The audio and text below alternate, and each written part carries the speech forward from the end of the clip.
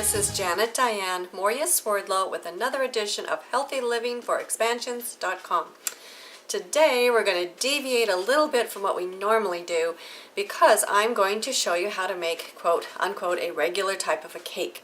Now most of the ingredients are really healthy, and if you want something sweet, this is good. One of the ingredients that we're going to be using, and very little of it for what we have, is some white unbleached organic wheat flour. Now if you want, you can substitute einkorn flour, you could substitute nut flours, you can substitute anything you want, but this is what I'm going to use to give it a more real cake flavor, so to speak. And because I have 3 layers going on here, we're only going to use 2.5 cups, which over everything is not bad considering the ingredients we're going to be using. So, in order to make a 3-layer cake, the first thing we're going to do is we're going to take wax paper, one for each of our layers. So let me take out another one. And all I do is set my cake pan on it and draw a circle around it.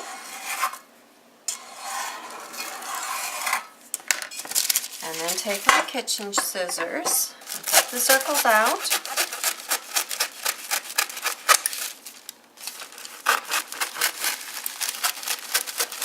And of course, you know, with kitchen scissors, always be careful to know where your fingers are, because they are designed to cut bone. So very careful. And your cake pans can be either 8 inches or 9 inches or even 10 inches. You just have to vary your baking time. This is going to go into your pan, and this is so you can turn it upside down without it sticking. And get it out very easily this way. And this out of our way. I use coconut spray oil on the wax paper, or if you have, I want to call it pastry paper. I don't think that's quite the word, but anyway, wax paper is what I use. So set this aside for the moment. We're going to set our pans aside while we bring in our main ingredients here. Now what I have in here is I have 2/3 of a cup of raw cacao powder. I have 1.5 cups of raw coconut crystals, and as I already showed you, I have 2.5 cups of the white organic unbleached flour. So those are my dry ingredients. And to that, I'm going to add 2.5 teaspoons of baking soda. So that's going to go into our dry ingredients. Now this is organic instant coffee. And anytime you add just a little bit of coffee to a chocolate recipe, it actually brings out the chocolatiness. You're not necessarily going to taste this. This is not going to be a mocha cake. If you wanted it mocha, you would have to add more. This is 1.5 tablespoons of coffee crystals. I'm going to add in 1 teaspoon of sea salt. Okay, then we are going to add in 1 teaspoon of vanilla, organic vanilla. Oops. So just about 1 teaspoon or so. And no, that doesn't want to go. We'll set that there. I have 3 eggs we're going to put in. And I also have butter. Now this is one of the reasons why this cake is actually going to be a little lower in carb, because we're going to have a 3-layer cake. We are going to cut it into 16 pieces. And each piece will only have about 30 carbs, including the frosting that we're going to show you how to make. So most pieces of cake will have between maybe 60 to 100 on up with carbs. So it's going to be relatively low carb and relatively healthy, as I told you. So, and I've let this sit so it has softened a little bit. And then I have here 2.25 cups of organic sour cream. Okay, all these things are leading to a lower carb cake that's going to be very moist and delicious.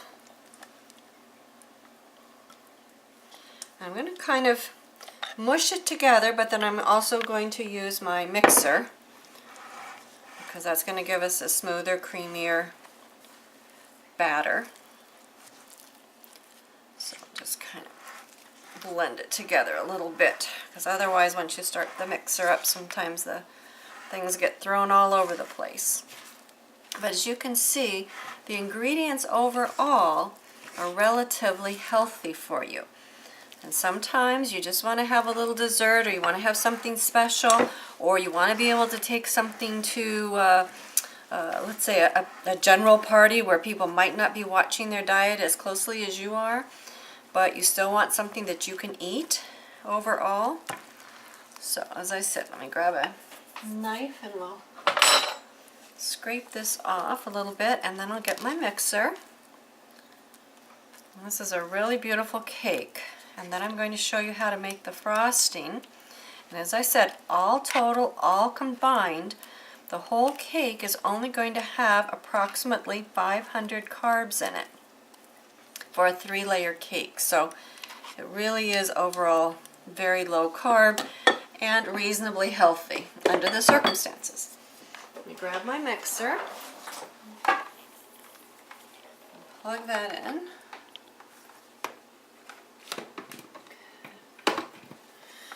And here we go.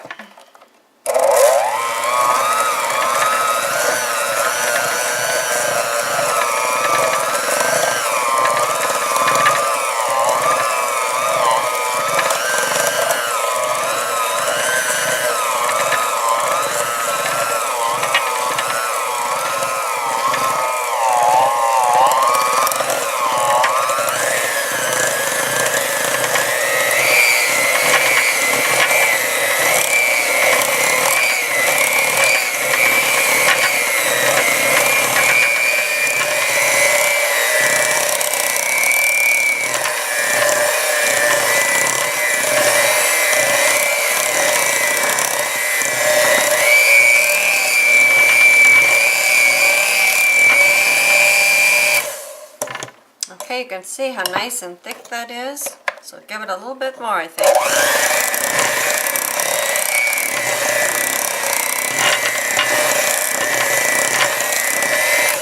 Okay, it really is a beautiful cake batter. I'm going to unplug it, of course, before we take a look at the beaters. Just kind of make sure everything is all stirred up from the bottom. And I'm going to get the kneading dough or batter off of the beaters here.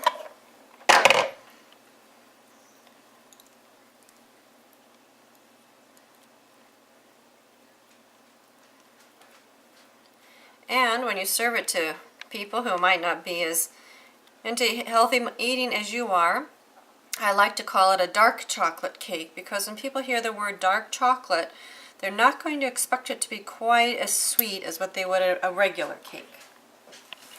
Okay, now we're ready to put it into our prepared pans. I have my oven already preheated at 350, and I have my 3 pans. Now we're going to try and put equal amounts of batter in each of the 3 pans, because when we put it in the oven, that will ensure more even baking. Plus, when you stack your cake, your layers will be more even. But remember, this is a homemade cake. It's not a bakery cake, so it's going to look like a homemade cake, most likely. So go ahead and start putting some of the batter in. I usually just kind of divide a little bit between the 3 pans and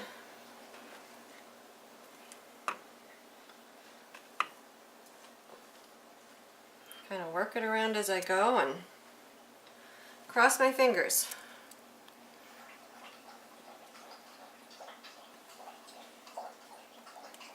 And as I said, I'm not going to be stressed out about it.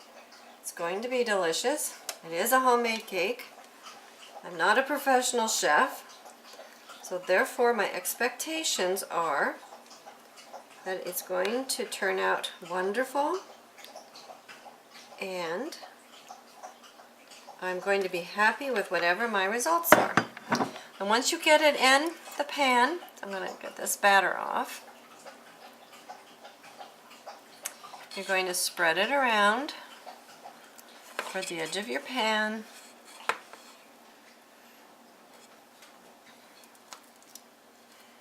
And if you think that you have a little too much batter in one pan or the other, you can move it around at this point.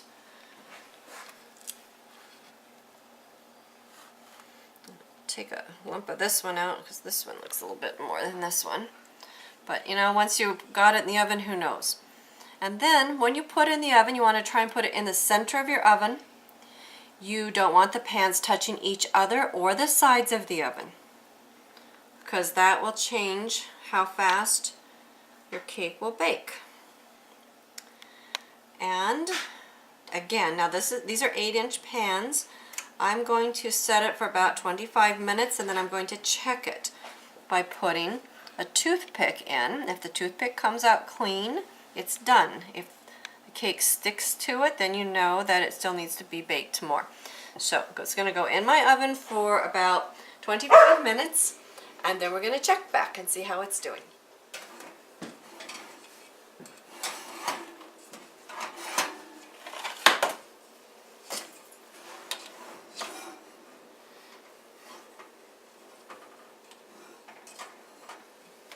Okay, while the cake is baking, you can now make the frosting.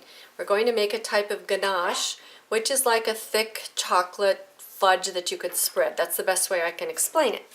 So I'm going to start out with a pint or a cup of heavy whipping cream, or this is a half pint actually. So this is going to go into my saucepan. And then I have a half a cup of the organic coconut crystals. That's going to go in. And remember what I told you about putting in a little bit of coffee in order to make your chocolate taste a little stronger. So we're going to put that in about 1.5 teaspoons. And I have 2 of these chocolate bars, about 6 ounces of dark 88% cocoa. So that's going to go in. And you can kind of break that up if you want. And I'm going to turn my heat on very low temperature, because if you do it on too high of a heat, you're going to have problems with the cream, and you're also going to have problems with your chocolate. And I have had that happen. So even when I'm making this now, there are no guarantees that it's going to be perfect. I'll just deal with it, whatever it is. And that's what I do when I cook, because as I said, I'm not a professional. I'm just like you. I'm just out there having a good time and trying to make something reasonable. Now this is 2 tablespoons of butter I'm going to add, and we're just going to start mixing this all together on a lower to medium heat until it all mixes together and melts. And then we're going to bring it to a slow boil, meaning we're not going to turn it on high heat just to make it boil. It's a little bit of a time. And that is what's going to make it tasty. Okay, you can see everything is all melted together. I have it on, cooking it on a medium heat, because again, if I put it up to high, I can make it boil, but if it goes too fast, it's going to make everything really separate, and we don't want that to happen. So it's going to take me a few minutes. We're going to take it up to boil, and then we're going to boil it for about 5 minutes before we take it off the heat. Okay, so I've got getting this close to a boil. We're going to see what happens with it. As I said, if it separates out on us, it's just going to be what it is, and we'll deal with it, because it kind of looks that way at this point, because I have had that happen. But anyway, we're going to bring it up to a boil. It's almost there. And then I'm going to cook it for 5 minutes on the low boil.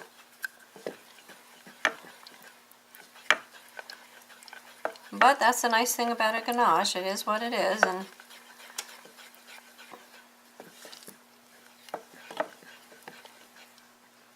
okay, you can see the bubbles starting to come up a little bit in there, just bit by bit. There you go, a nice little puff. So once that happens, you know it's boiling. So I'm going to take it down on my heat. I'll cook it for 5 minutes, and then we'll check it. We'll see what it looks like. Okay, now we've done the 5 minutes. Let's go ahead and put it in our bowl so it can start to cool. And I want you see it is separating a little bit, so I don't know why that's been happening to me the last few times, but we'll deal with it. I put in about a half a teaspoon of vanilla, and we're going to stir that in and let it cool. And let's see what happens while our cake is baking. Just let it sit. Okay, timer just went off. I'm going to turn this off. Let's take a check here.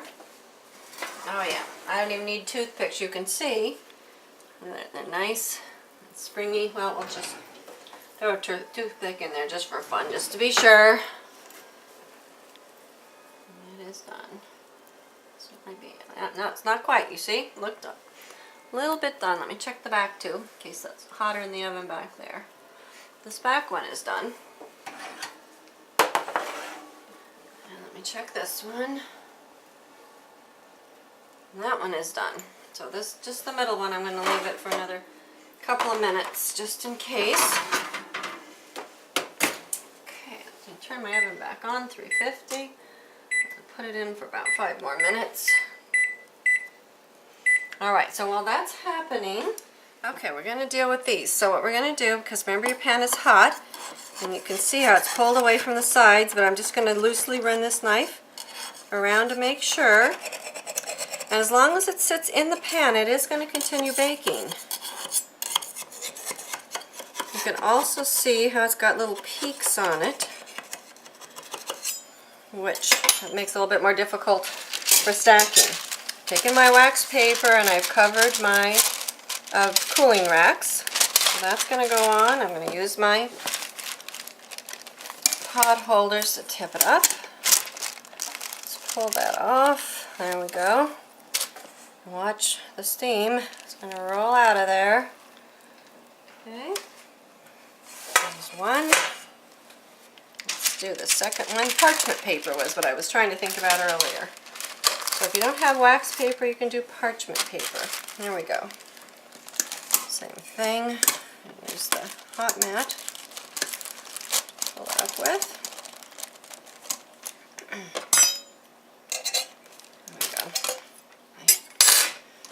Paper caught on it. There we go. And there's the second one.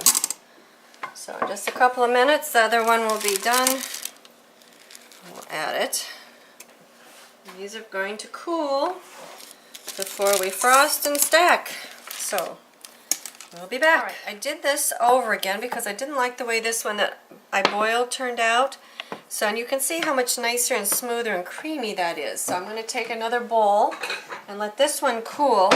And this I'm going to save because everything that's in it is good, and I'm going to use that, like, say, over ice cream or in whipped cream, but you can use that as a different kind of filling. But I definitely like this one better.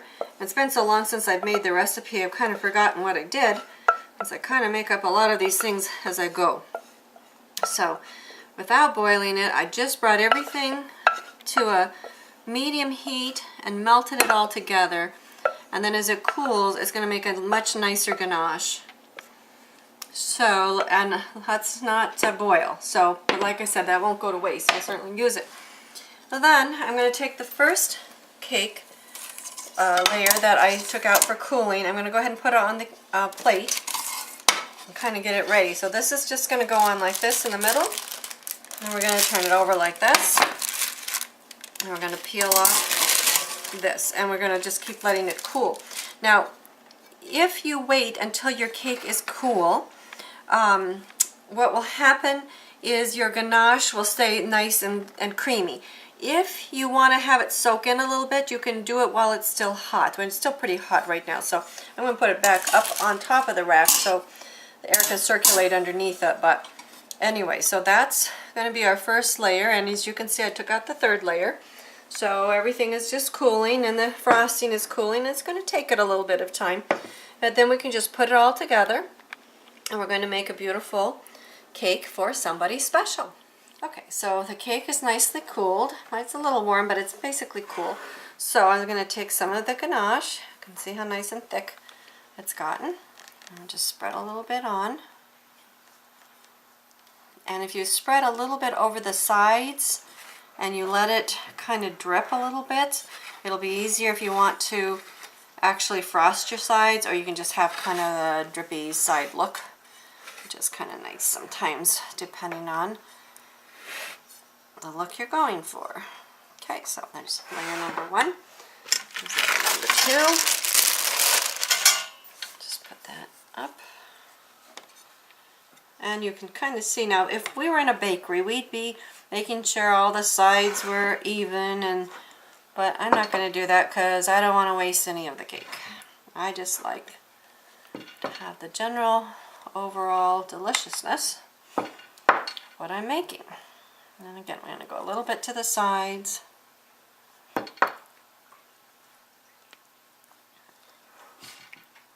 Oh, and I was going to tell you too that if you like cream cheese, you actually could beat 8 ounces of cream cheese into your ganache, and so you'd have a cream cheese frosting. It's really nice. Okay, layer number 3, and it's going to go on top. And the other thing which I have done is the chocolate whipped cream, which I think I've shown you, but if not, one of these days I will. You can put that on as a layer over this layer.